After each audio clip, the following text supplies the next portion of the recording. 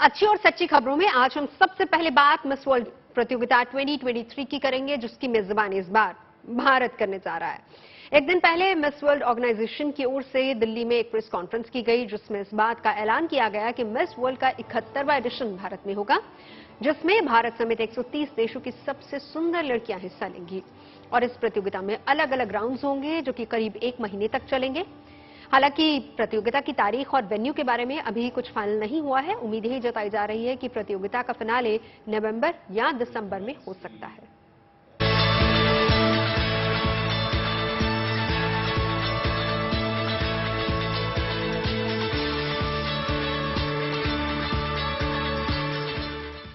सत्ताईस साल के लंबे इंतजार के बाद एक बार फिर हिंदुस्तान की सरजमी पर खूबसूरती का मेला लगने वाला है।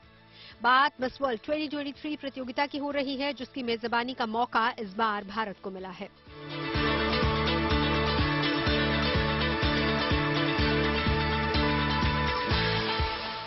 एक दिन पहले देश की राजधानी दिल्ली में मिस वर्ल्ड ऑर्गेनाइजेशन की ओर से एक प्रेस कॉन्फ्रेंस की गई, जिसमें ऑर्गेनाइजेशन के चेयरपर्सन और सीईओ जूलिया मार्ले ने इस बात का ऐलान किया। You know, I love India. You know that they've always welcomed us, and it's one of the finest places for youth, you know, for all these nations to come together and experience the various areas, the various foods, mostly the conversation with local people, because that's valuable. करीब 1 महीने तक चलने वाली miss world प्रतियोगिता में 130 देशों के प्रतियोगी अपनी अनूठी प्रतिभा, समझदारी और करुणा का प्रदर्शन करेंगी। यानी दुनिया की सबसे खूबसूरत लड़कियां भारत में इकट्ठा होकर मिस वर्ल्ड के ताज के लिए एक दूसरे का मुकाबला करती नजर आएंगी। हालांकि अभी तक प्रतियोगिता के लिए वेन्यू और तारीख तय नहीं हुई है, लेकिन कहा यह जा रहा है कि 71वें मिस वर्ल्ड प्रतियोगिता का फिनाले नवंबर या दिसंबर में हो सकता है, जिसमें हिस्सा लेने वाले प्रतियोगी इस दौरान हिंदुस्तान की विविधता से भरी संस्कृति का अनुभव कर सकेंगे। आयोजक भी इस बात पर जोर दे रहे हैं। हिंदुस्तान की जो तारीख है, सभ्यता, संस्कृति है, वो हजारों साल पुरानी है, और उस हजारों साल की जो हमारी जर्नी है, उसको सारी दुनिया को दिखाने के लिए इससे ज्यादा खूबसूरत प्लेटफॉर्म नहीं हो सकता था। शाहरुख खान साहब की फिल्म का गाना है, ऐसा देश है मेरा। उस एक लाइन, ऐसा देश है मेरा, में हजारों साल की सभ्यता, संस्कृति, ऋषि मुनियों की तपस्याएं, सब कुछ है। तो हमने सोचा कि किस तरह उसको पूरी दुनिया को दिखाया जाए, कैसे उसको फोरफ्रंट पे लाया जाए, और हम हिंदुस्तान की किस तरह खिदमत कर सकें। उसका कोई खूबसूरत प्लेटफॉर्म अगर हो सकता है, तो दुनिया में इससे ज्यादा खूबसूरत कोई प्लेटफॉर्म नहीं है। इसलिए हम लोग कोशिश करेंगे कि एक अच्छा, खूबसूरत हिंदुस्तान सारी दुनिया को दिखाएं, और सारी दुनिया की जो खूबसूरत लड़कियां यहाँ आएं, वो यहाँ से अच्छी यादें, खूबसूरत तोहफे और बहुत सारा प्यार लेके जाएं, जो जिसके लिए हिंदुस्तान मशहूर है। जब मिस वर्ल्ड 2023 प्रतियोगिता की मेजबानी का ऐलान किया गया, उस वक्त 2022 में मिस वर्ल्ड का ताज जीतने वाली कैरोलिना विलासवा भी मौजूद थी, जो पोलैंड की रहने वाली है और भारत दूसरी बार आई हैं। कैरोलिना भारत की कला और संस्कृति से काफी प्रभावित हैं। गुड न्यूज से बातचीत करते हुए कैरोलिना ने माना कि उन्होंने भारत की विविधता से काफी कुछ सीखा है। This is my second visit, and every time I'm learning something new, because at first I came to India and I saw it as a very vibrant, colorful, but very, very diverse country, which is, of course is. However, the second time I'm here and I'm learning more from the people you have here, and I'm in different cities, I've learned that even though it's very diverse, you stand for unity, because your values are the same everywhere. You stand for family, for love, for kindness, and for respect, and that's something we would love to showcase to the world.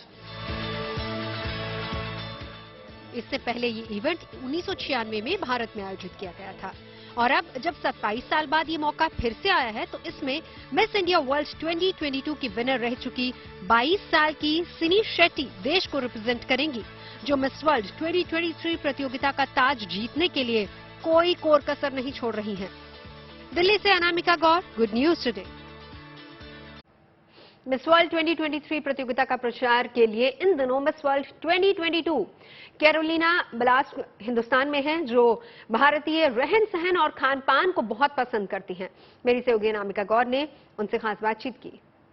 Bharat अभी तक दुनिया को 6 miss world दे चुका है और इस बार 27 साल बाद मिस वर्ल्ड होस्ट करने जा रहा है। हमारे साथ अभी करंट मिस वर्ल्ड मौजूद हैं। Any Hindi word do you know right now? Namaste, kaise hai aap sab? And I think that will be it for now, but I will have much more time to learn. So, is this your first time in India? This is my second time. The first time we've been to Mumbai and then we fly here to Delhi. Actually, for example, yesterday, if I can give you a hint what we are doing, we flew from Delhi to Mumbai, from Mumbai to Goa, and from Goa back here to Delhi. So we are doing a lot of traveling, but there is so much more to see here. Have you tried any Indian food which you like right now? Absolutely. My favorite are naan breads, chicken tikka masala, and butter chicken. I can always eat those, but there is so much more to try. So I'm sure India will take me on a wonderful journey across food.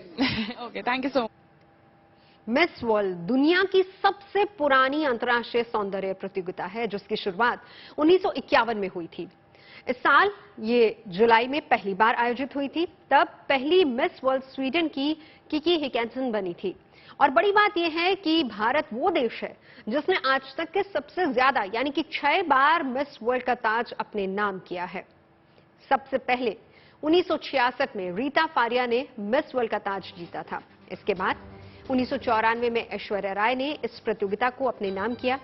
1997 में Diana Hayden ने ताज पहना और फिर युक्ता मुखी ने 1999 में miss world का ताज जीता था। साल 2000 में प्रियंका चोपड़ा और मानुषी छिल्लर ने 2017 में मिस वर्ल्ड का खिताब अपने नाम कर देश का नाम रोशन किया। इस बार इस प्रतियोगिता में मिस इंडिया वर्ल्ड 2022 सिनी शेट्टी भारत की ओर से हिस्सा लेने जा रही हैं। सिनी शेट्टी समेत 71वीं मिस वर्ल्ड प्रतियोगिता में 130 सुंदरियां हिस्सा लेंगी, जिनके बीच ताज के लिए मुकाबला 1 महीने तक चलेगा और नवंबर या दिसंबर में होने वाले फिनाले में किसी एक के सर ये ताज सजेगा। 27 साल बाद इंडिया फिर से मिस वर्ल्ड होस्ट करने जा रहा है। हमारे साथ अभी मौजूद है मिस इंडिया सिनी शेट्टी। मैं आपसे जानना चाहूंगी कि कितना एक्साइटेड हैं आप पूरे दुनिया को भारत में होस्ट करने के लिए। आई एम क्वाइट एक्साइटेड, काफ़ी एक्साइटेड हूँ मैं, क्योंकि 140 कंट्री की मेरी सिस्टर्स डेलीगेट्स आएंगी यहाँ पर इंडिया में और हम उन्हें बताएंगे what India stands for, what the cultures of India. We could take them across India, make them try different food and cultures and at the end of the day make them feel welcome to our nation. So I'm super excited to be the host delegate and you have no idea. I'm already making plans of what I can do for my sisters. So आप भी इसमें participate कर रहे हो इस साल। कोई क्या आपने प्रिपरेशन की है और अभी आप जस्ट मिस वर्ल्ड के साथ मिस वर्ल्ड को आपने वेलकम किया है, क्या कोई टिप्स इनसाइट आपने ले लिया है? Yeah, Carolina is someone that I really look up to because she's a perfect example of beauty with the brains. But yes, I've taken a lot of tips, and when you talk about preparation, you have to realize that you represent 1.4 billion people. I'm not just Sini Shetty who's going for Miss World, I'm India who's going to Miss World. So there's a lot of preparation that comes. काफ़ी preparations आती है। मैं अपने आप को ही एक better version बनाना चाहती हूँ और भारत का नाम रोशन कर पाए, इसीलिए तो हम रोज अपने नए एक्सपीरियंस से बेटर बनते हैं। तो विद एवरी सेकंड मैं बेटर बनते जाऊंगी और चाहे होप कर रही हूँ कि मिस वर्ल्ड का ताज मिल जाए हमें वापस। चलिए अब आपको लिए चलते हैं इंदौर, जहां की रहने वाली बेटी व्यांशी बहेती ने सबसे कम उम्र में हनुमान चालीसा पढ़ने का विश्व रिकॉर्ड बनाया है। 3 साल की व्यांशी के इस कारनामे को देखकर हर कोई हैरान है। हनुमान चालीसा पढ़ने में जहां कई लोगों से गलतियां हो जाती हैं, वहीं व्यांशी एकदम सही उच्चारण के साथ कंठस्थ हनुमान चालीसा का पाठ करती हैं। 3 साल 3 महीने की उम्र में वर्ल्ड रिकॉर्ड बनाने वाली व्यांशी ने यह रिकॉर्ड बनाकर दुनिया भर में अपने प्रदेश और देश का नाम रोशन किया है।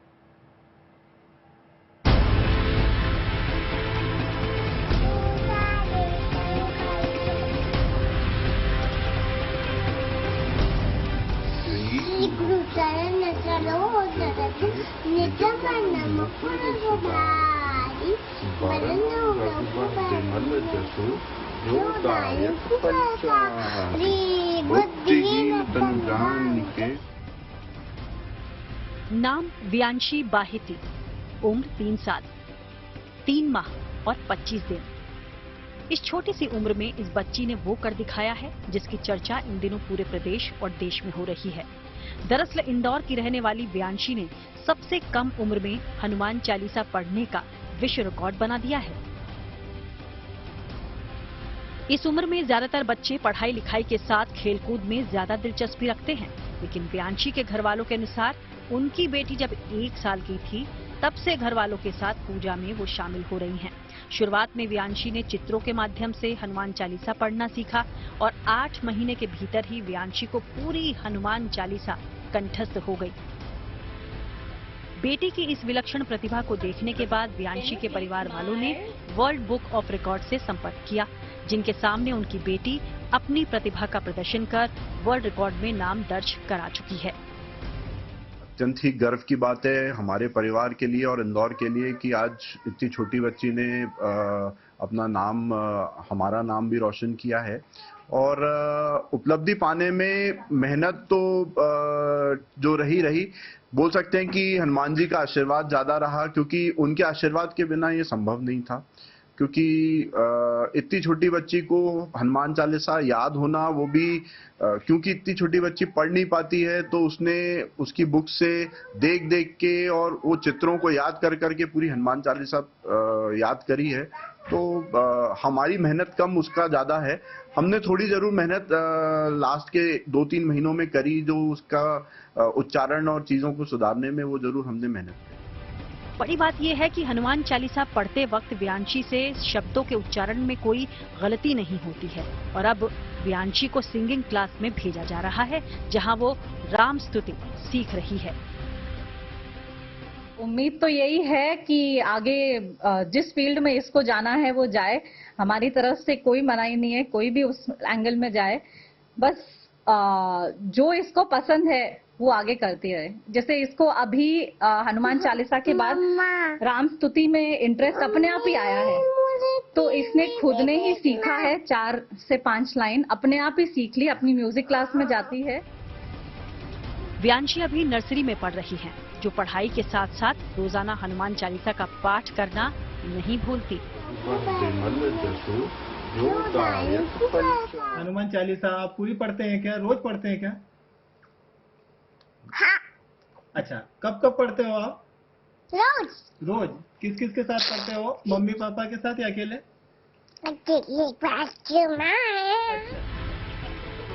इससे पहले ये रिकॉर्ड हैदराबाद की एक बच्ची के नाम था, जिसने 3 साल 4 महीने 28 दिन की उम्र में ये काम किया था। लेकिन अब व्यांशी बाहेती इस रिकॉर्ड को अपने नाम कर चुकी हैं। इतनी कम उम्र में बेटी की इस उपलब्धि पर व्यांशी के माता पिता गौरवान्वित महसूस कर रहे हैं।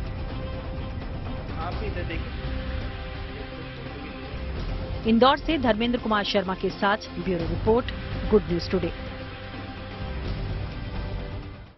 जाहिर सी बात है कि माता पिता के लिए तो गर्व की बात होगी ही। हमारे साथ जुड़ भी चुके हैं व्यांशी के माता पिता। बहुत बहुत स्वागत है। सबसे पहले तो मैं आपको बधाई देना चाहूंगी इतनी बड़ी उपलब्धि के लिए, और मैं आपसे ये भी जानना चाहूंगी कि आप दोनों में से सबसे ज्यादा किसने सिखाया है और कितना टाइम लगा? थैंक यू सो मच बधाई के लिए। मेहनत तो थोड़ी करी है, बाकी तो हनुमान जी का आशीर्वाद ही बोलेंगे इसे, क्योंकि हमारा कोई ऐसा लक्ष्य नहीं था कि हम इससे वर्ल्ड रिकॉर्ड बनवाना चाहते हैं या कुछ। हम इसे सिर्फ ये चाहते थे कि जो शिक्षा हमारे माता पिता ने हमें दी है वो हम इसे दें, ताकि इसे भी हमारे धर्म के बारे में जानकारी हो। तो हमने स्टार्ट हनुमान चालीसा से किया और रोज रात को इसकी मम्मी इसे हनुमान चालीसा की इसकी जो हमने बुक ली थी वो इसे लेके बैठती थी और रोज पाठ कराती थी। और दिन में जब मैं मॉर्निंग में पूजा करता हूँ तो मैं हमेशा ये कोशिश करता था कि ये मेरे साथ पूजा करे बैठ के। तो हम जब हनुमान जी की पूजा करते थे तो मैं हनुमान चालीसा का पाठ इसके साथ करता था। तो धीरे धीरे तकरीबन 2.5 साल की उम्र से इसने सीखना चालू किया और 3 साल तक इसे ऑलमोस्ट पूरी हनुमान चालीसा आ गई थी। क्या बात है, 3 साल तक पूरी हनुमान चालीसा एकदम कंठस्थ हो गई। अच्छा, आगे कुछ फ्यूचर प्लान आपने सोचा है? क्या कुछ करेंगे व्यांशी के लिए, या व्यांशी के बारे में क्या सोचा आगे? श्री रामचंद्र कृपालु भजवन सिखा रही थी, तो इसने वहां पर वो बैठे बैठे इसने अभी 4-5 लाइन सीख ली है। तो सिंगिंग का हमारा बहुत मन है कि ये आगे चल के क्लासिकल सिंगिंग सीखे। अच्छा, ये बताइए कि आप इसके अलावा गायत्री मंत्र या फिर आरती भी आप लोग सिखाते हैं इसको?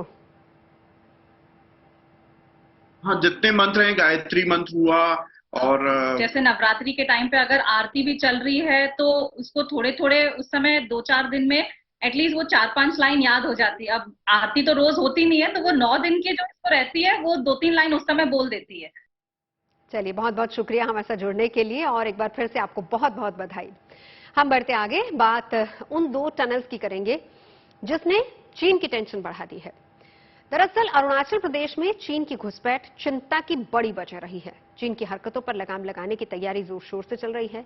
भारत बड़े पैमाने पर अरुणाचल प्रदेश में सड़कों और सुरंगों का जाल बिछा रहा है। ऐसी ही 2 सुरंगें तैयार हो चुकी हैं। इन टनल्स के जरिए भारतीय सेना बेहद कम वक्त में लाइन ऑफ एक्चुअल कंट्रोल तक पहुंच सकेगी। देखिए इस रिपोर्ट में।